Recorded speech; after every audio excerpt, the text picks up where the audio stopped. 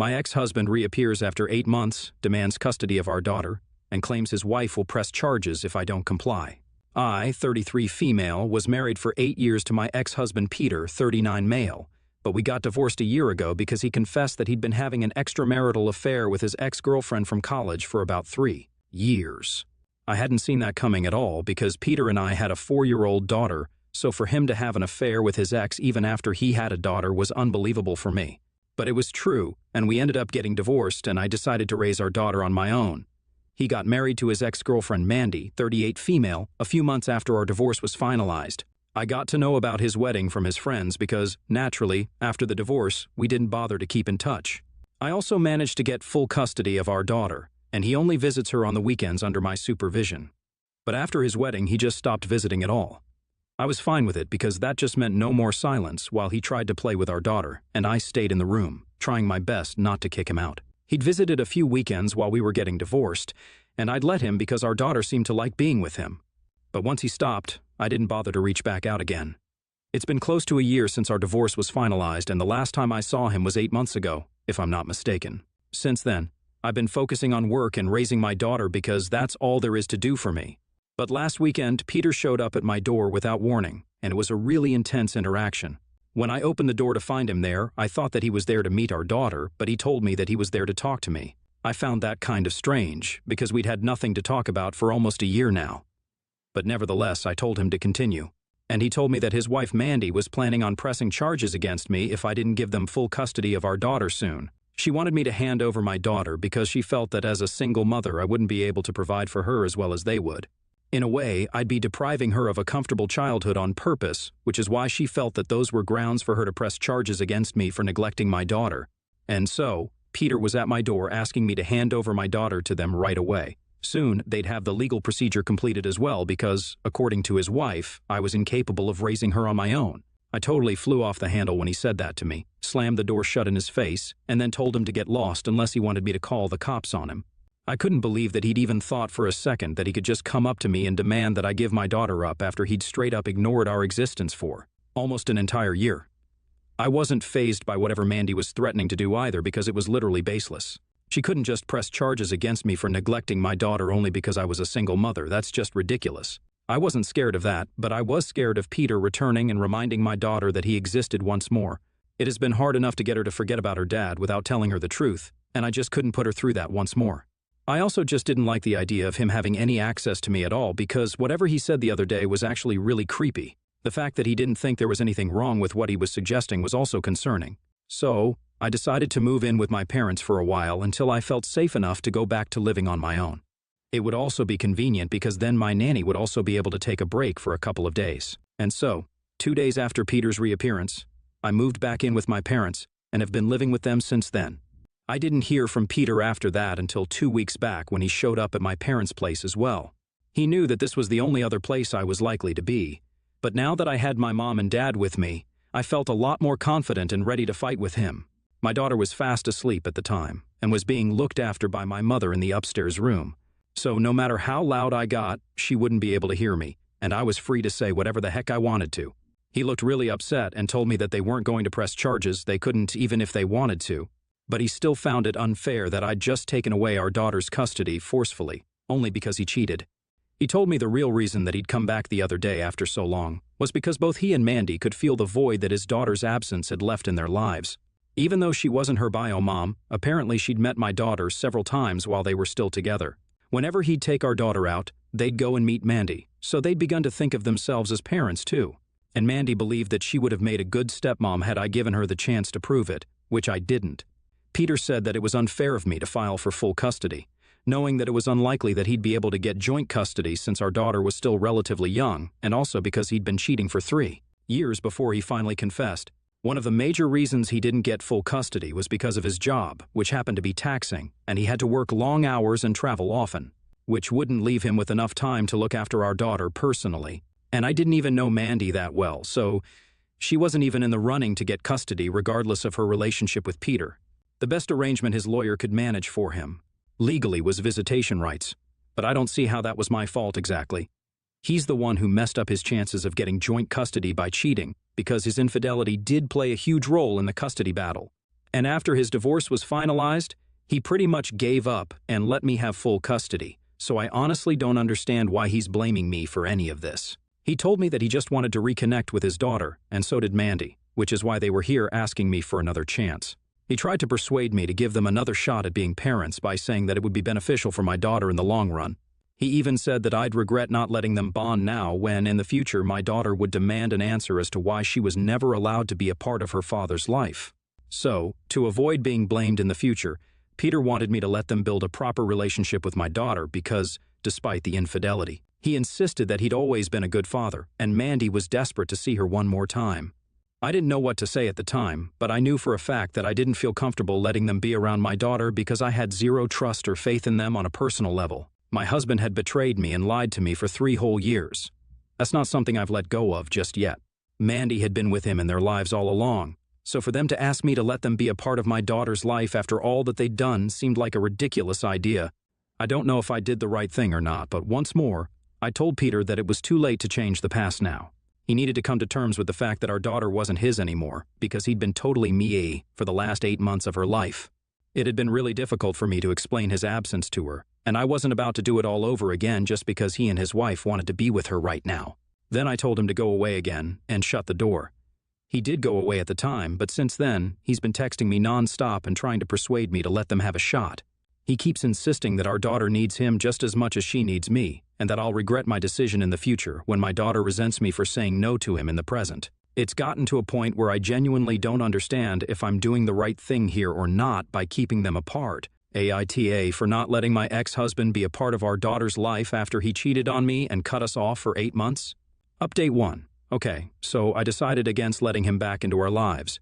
I was crazy to even be considering it, and I think it was because I was feeling over-emotional since I was seeing him after a really long time. But yeah, not going to happen. I spoke to my parents about what I'd been feeling, and they were vehemently against even speaking to him again because he's just a horrible person who screwed me up and completely ruined any chance I had at happiness in future relationships by lying to me and cheating for 3 freaking years despite being in a relatively happy marriage. It probably wasn't happy enough for him, I suppose. It's been 2 days since I posted, and most of the comments on my original post have been ones that advised me never to let him into my life ever again, and to try and get a restraining order against him. I think that's what I'll do if he shows up again because I don't think he's the kind of guy to give up easily. I've contacted my lawyer already, and I'm trying to terminate any parental rights he has at all because he obviously doesn't deserve to be a dad. The kind of father who can just abandon their child for months on end without an explanation, and then come back when it suits them, isn't someone who can be trusted at any cost, and I know it better than anyone. Besides, I don't even know what he'd been up to during those 8 months that he didn't visit us at all, so it really was strange that he thinks I'll just welcome him back with open arms now that he's finally ready to bond with his daughter. Tough luck, buddy, but that's not how the world works, and that's certainly not how my world works. I've even blocked him everywhere because the last couple of texts that he sent to make me feel empathetic towards him rubbed me the wrong way because they're all phrased like, "I'm the villain here," and he's the long-suffering victim who's been separated from his daughter because of my cruelty and selfishness, as if he never cheated and then pulled the disappearance act on me afterward. I can't believe I let myself get carried away at all because of his sudden reappearance. I don't think I'm coping with this as well as I thought I was, and I really cannot afford to fall weak again. So I'm taking the advice that most people here seem to have for me and looking into therapists. I think that'll be a good way to move forward and try to put this episode behind me. It'll take up my time, but at least something productive will come out of it, and maybe I'll be able to stop overanalyzing and overthinking. Update 2. Hello, it's been 3 days since my last update, and today Peter sent me an email about why exactly he's come back to us after so long. I'm not going to lie, it's messed up even by his standards. I don't know what kind of weird crap he and Mandy are up to, but I'm glad that I already spoke to my lawyer. And we're already ahead of him because a couple of things that he said were concerning, to say the least. In the email, he told me that after the divorce was finalized, Mandy told him that she didn't want him to be in touch with me anymore, so he gave up custody of his daughter and decided to focus on his married life. Now, the reason they'd broken up all those years back when they were in college was because she'd always been way too family-oriented, and he wanted someone who had ambitions other than getting married and having kids. But both of them had changed over time, and once they reconciled a couple of years ago at the reunion, they realized that they'd messed up by breaking things off and started an affair. She dumped her then-boyfriend, and Peter claimed that he'd wanted to tell me, but by the time he'd mustered up the courage to confess, I was already pregnant. The longer he postponed telling me, the more difficult it became. With time, even Mandy had started feeling attached to our daughter, so it all got complicated for him. And he just let it continue that way for 3 years, until it finally dawned upon him that what he was doing was messed up and that he needed to clean up his act, or else he'd end up living a lie for the rest of his life. So he told me, and then the divorce happened. He ended up giving up custody of his daughter because he wanted to devote all his time to being a good husband to Mandy. Unfortunately, over time, they realized that Mandy still did want a family, but she was too old to conceive now without facing health complications during the pregnancy. And so, they decided that instead of trying to have a baby of their own, they could just ask me to let them co-parent the child that Peter already did have. That's why he visited me that day. But when he realized that I wasn't going to be intimidated into handing over my daughter, he tried to take a much less threatening and much more manipulative route, which also didn't help much. So now his last option was to tell me the truth and hope that I'd understand where they were coming from. He told me that Mandy already felt like she'd been a mother to our daughter at some point when it was just the 3 of them, and I wasn't at home. She just wanted a chance to live that life once more, and I was the only person who could make it possible for them. This was their plea to me to let them have the family that they'd always wanted, just for Mandy's sake. I mean, I've got to hand it to them. It really does take an insane amount of confidence and guts to send something like this to the woman whose life you messed up. They lied to me and cheated for 3 years, including a time when I was pregnant, and yet they expected me to be kind to them, think of them, and let them build a relationship with a child they discarded like a toy less than a year ago, because now they suddenly realized that Mandy was too old to have babies but still wanted a family. They could have done so many other things. They could have chosen to adopt or to opt for surrogacy. But instead, they chose to do the least sane thing and try to intimidate me into giving up a child they hadn't even cared about for several months, until it occurred to them that we could share the child and the experience of parenthood. Like, this is my daughter here that we're talking about, not an article of clothing or a toy that we can just pass around according to our convenience. I knew that both of them were crazy, but this is just way too much, even for Peter and Mandy. I'm glad I've already spoken to my lawyer, and I've also forwarded that email to her because this is seriously insane. To even think that I'd agree to this under any circumstances is so ridiculous that I'm struggling to even wrap my head around it. It really does take a special kind of delusion to approach the woman you screwed over together and then make an absurd demand like the one they made. I'm just relieved that my daughter isn't yet old enough to make sense of these things, because I don't think I would have been able to explain this to her, let alone her. I can barely make sense of any of this myself. Had this been happening to someone else, I really would have just loved to know what exactly went through my husband's and Mandy's heads while they were formulating their plans and strategies. Because I'm sure that's how they were treating this, like some military operation. It's positively absurd. But my current priority is making sure my daughter and I are both safe and all right, because there's just no telling what these people might do next. I don't trust them one bit. And after this email, they've pretty much proven for sure that they don't even deserve to be trusted either. Update 3. My lawyer contacted Peter yesterday and told him that the petition to terminate his parental rights had already been filed. He needed to sign it soon, or else it would lead to another custody battle, and that would be unnecessary for everyone involved. Naturally, he didn't take that kindly, and today, a couple of hours back, both Peter and Mandy showed up at my parents' place while I was about to leave for work. I told them that they needed to stay off our property, or else I'd call the police. So they did take several steps back out onto the street, but they were really stubborn. Mandy said to me that what I was doing was going to destroy my daughter's future because everyone knew I wasn't capable of raising her by myself. By being egoistic, I was depriving her of her only chance to have a real family. I can't even put into words how wrong that was on so many levels, and how offensive it was to me personally, because what was that even supposed to mean? I flared up at her and ended up screaming at her at the top of my lungs in retaliation because the things she was saying had gotten under my skin in the worst possible way. This woman was literally a homewrecker, so she of all people had no right to lecture me on what my daughter needed or what a family was. She was the one who'd ruined a perfectly happy family, and my husband had happily gone along with her. But now they were back to try and let them play happy family with my daughter? Even someone in an insane asylum would know how ridiculous that sounds. And I'm also fully capable of raising my daughter on my own because I have a job and make a decent amount of money, enough to live nicely and give my daughter the life that she deserves to have. So I'm not too worried about the financial part of it. As for my daughter's family, I think I'm enough for her at the moment, and in the future, I might get married again and she'll have a father. But right now, I'm literally all that she needs. Once again, they had cut this very same daughter off for almost a year because they didn't think they wanted her. And now that they want her, I'm not good enough of a mother for her all of a sudden? I swear, both of these people are so stupid and delusional that it's painful for me to even think about it.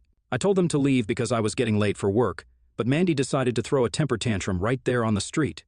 And I'm not even kidding. She actually just sat down on the street and told me that I couldn't leave unless I let her see my daughter once. She said that she wasn't going to move until I gave in to her demands. It was ridiculous, and I asked Peter to move her out, but that fool sat down right beside her. Had I not been in such a foul mood, I probably would have cracked up. But thankfully, when my dad realized how exasperated I was, he decided to finally call the cops and have them removed forcefully. There was not much to do but wait until the cops drove down to our place. Even then, they kept arguing with us and threatening to protest against me because I was depriving my daughter of a happy life on purpose. It was that word deprive that kept triggering me because, as far as I'm concerned, I'm doing my best for my daughter, and I'm sure when she grows up, she'll appreciate the fact that I didn't let her psycho dad take over her upbringing. And who's to say she'll be safe with them anyway? For all I know, they could literally abduct her and be off with her if they felt like it, because I think they've proven that they have no concern for anyone else whatsoever. I told them what I thought of them, but they were still adamant and told me that I was just keeping them apart because I had a personal vendetta against them. Which, again, if someone had been in my place, they probably would have felt the same way. They're the ones who ruined my personal life. So I think it's really fair and reasonable for me to have a personal vendetta against them. The arguing went on for a while until the police showed up and had them taken away. Even then, they refused to act like they regretted their psychotic behavior and continued to threaten me, saying that they'd be back and that they wouldn't let me keep them away from their daughter anymore, which is just disturbing on another level altogether. But I did choose to stay home since I was feeling extra paranoid because of their behavior and also decided to file for a restraining order today itself. I think that had been overdue because today they showed me just how crazy they could be when it came down to it. I was amused by their ridiculous behavior, but I won't lie, it was kind of scary as well. So I'm trying my best to get rid of them altogether. And I'm also going to move to a new apartment soon enough because clearly none of my addresses that my husband knew are going to feel safe anymore. I've moved into a new apartment, and Peter thankfully has no idea where I live now. I've also managed to get a restraining order against him, and I now have full custody of my daughter. I've managed to keep my sanity intact during the past few weeks. And thankfully, I'm out of this nonsensical crap now. I don't know what Peter or Mandy are up to now, and I've also told my friends that I don't ever want to hear about them from them ever again. And neither do I want them to tell them anything about me. The past few weeks have been very tense for me because my ex-husband kept texting me and harassing me from multiple phone numbers on and off. Mandy spread some nasty rumors about me, so I'm sure that the power couple was doing their best to bring me down. It didn't work though, unfortunately. But whatever, I'm just done. My daughter is okay, I'm okay, and that's all that matters to me. I'm all the family she needs, and the same goes for me.